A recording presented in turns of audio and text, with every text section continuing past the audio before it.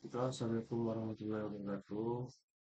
Perkenalkan saya Fajar Ramadan, MPN Kejuruan Salah satu dosen yang satu dari kelas 6C. Jadi untuk video kali ini saya akan menjelaskan sebuah video untuk mengenai pemahaman saya mengenai materi di pertemuan satu, pertemuan 4, dan pertemuan 6. Jadi video ini saya buat untuk kebutuhan tugas evaluasi semester.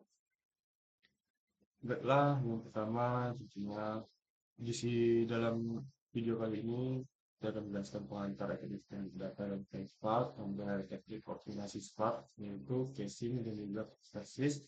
Kemudian langsung praktek menggunakan data ERP kepegawaian di modul 4. Baik, masuk ke karakteristik big data, yang dimana karakteristik big data ini cukup dikenal dengan 5 Q, yaitu volume, velocity, variety, veracity, dan juga value. Jadi untuk volume sendiri itu merupakan ukuran data yang sangat besar. Jadi bisa dikategorikan sebagai big data itu jika data itu sangat besar, terabyte hingga petabyte. Kemudian ada velocity, yaitu kecepatan data masuk dan juga harus diproses secara real time. Intinya di velocity ini adalah kecepatan antara transfer data-datanya. Jadi dengan data yang sangat besar itu bisa ditransfer atau bisa dikirim dan diambil itu dengan sangat cepat. Apalagi untuk zaman sekarang data itu diproses secara real time. Kemudian ada variety, ya ini sebagai beragam jenis struktur, semi-struktur, dan juga tak terstruktur. Jadi di variety ini bisa menyimpan data atau datanya itu jenisnya itu beragam. Baik itu terstruktur, misalnya terstruktur ini seperti ini data-data dari Excel, data-data JSON, bukan JSON, enggak, ya data-data dari Excel gitu. Karena data Excel itu kan udah terstruktur baik itu berupa kolom-kolomnya dan juga row-row datanya. Kemudian contoh semi yang tak terstruktur itu atau semi terstruktur itu seperti JSON dan juga ini CSV. Nah, itu data yang semi terstruktur. Kenapa? Karena sebenarnya kolom-kolomnya itu jelas, cuman masih tercampur gitu antara jelas dan tidak jelas. Butuh inilah sedikit proses lah untuk membaca datanya. Kemudian ada yang tipe data itu yang tidak terstruktur, itu sejenis ini data-data audio, data-data video, gambar. Nah, itu termasuk yang tidak terstruktur karena diperlukan proses yang lebih panjang lagi untuk mendapatkan datanya. Kemudian ada veracity yang merupakan keakuratan atau dan kebersihan data. Ini bisa dibilang kayak kualitas datanya lah. Jadi dia ada noise lah, ada missing value lah, dan lain-lain. Kemudian ada value. Jadi untuk data itu sendiri, data yang bagus itu pastinya mempunyai insight atau wawasan atau ada yang bisa didapat lah dari data tersebut. Jadi bukan hanya data tek saja yang tidak ada insight gitu.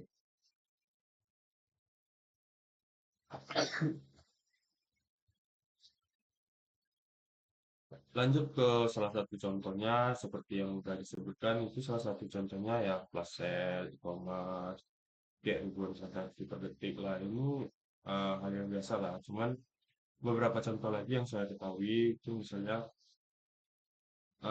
kita pernah berada apa ya? Kita ingin mengambil data yang sangat banyak, itu ribuan terabyte data. Nah, itu pasti pemrosesannya itu sangat lama gitu untuk mengambil atau memproses datanya.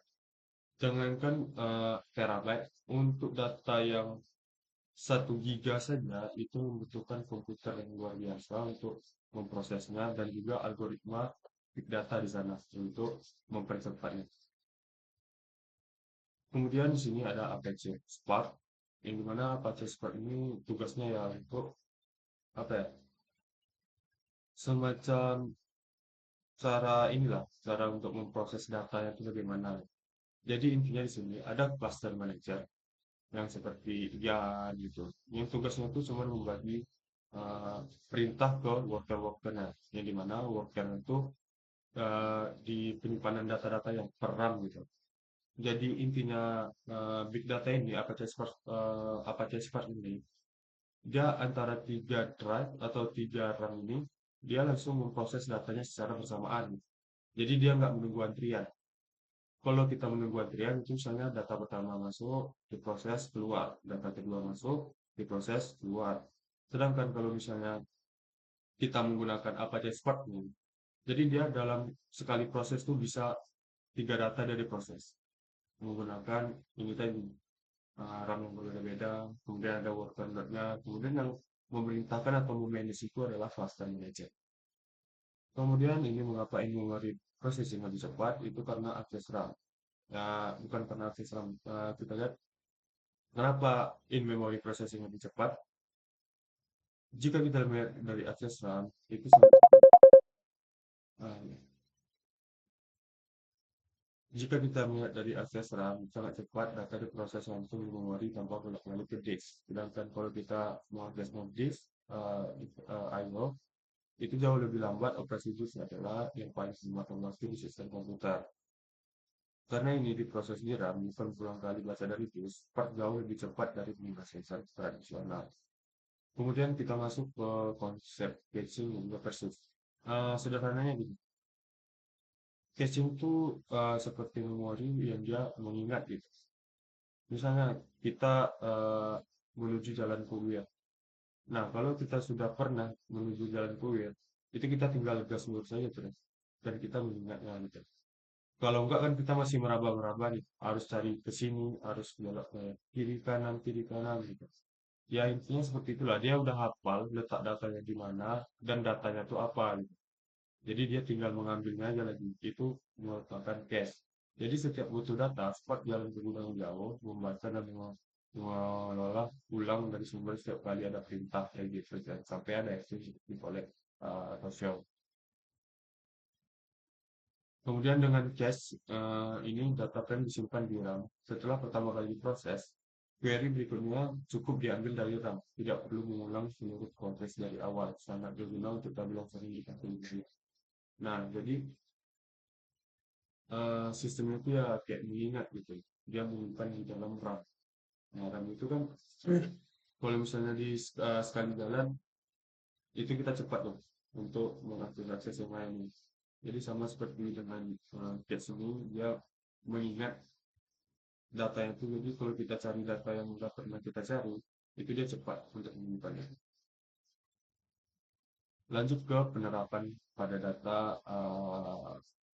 di ini di pertemuan keempat, yaitu data IRP kepegawaian. Kita lanjut ke contohnya ya. Nah, di sini saya menggunakan data dari pertemuan 4, yaitu mengenai uh, employee ERP kepegawaian. Nah, di sini adalah query basicnya. Di sini saya buat select ini untuk mencari datanya, untuk mendapatkan datanya. Kemudian di sini saya tes nih untuk mengeksekusinya tanpa cache terlebih dahulu. Nih, oh maaf, ini karena udah dijalankan cache-nya dia langsung cache.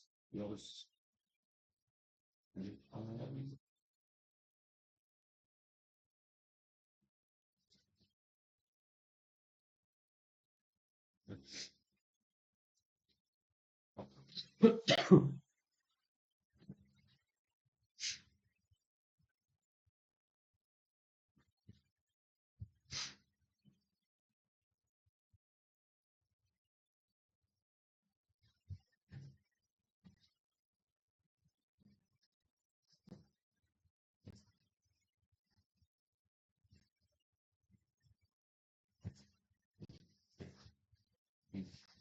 di sini cukup lama ya.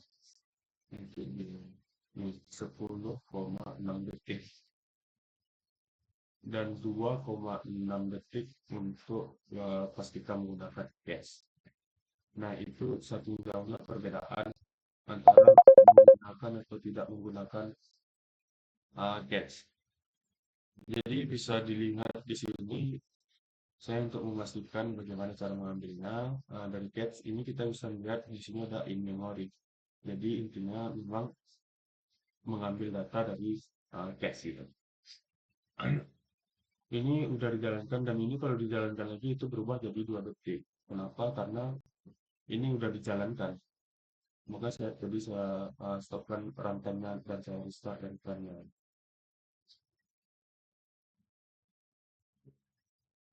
Baiklah, masuk pada kesimpulan. Jadi pada modul satu atau pertemuan satu itu intinya adalah big data mempunyai karakteristik 5P ini. Jadi Scott dengan arsitektur networker yang proses data di memori. Jadi big data itu punya 5 karakteristik yang tadi saya sebutkan dan bisa jelaskan, yang value, volume, velocity, variety. Nah, kemudian untuk Spark sendiri itu merupakan arsitektur driver worker yang memproses data di memori. Nah, untuk di modul 6 itu ada caching yang database itu mempercepat query yang sering diakses berulang dengan menyimpan data primary. Jadi intinya caching ini itu apa ya, dampaknya itu terasa kalau misalnya query itu udah pernah dijalankan. Tapi kalau query itu belum pernah dijalankan, itu dia masih lama, masih mencoba dulu mencari tahu di mana data itu berada. Tapi kalau udah dijalankan yang kedua kali itu masih cepat.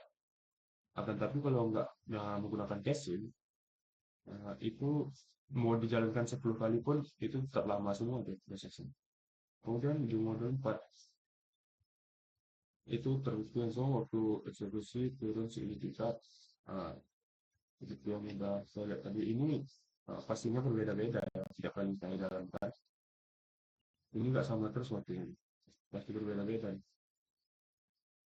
Nah, ini bisa dapat satu, ini diulang lagi bisa dapat dua, nah, bisa dapat 2,3.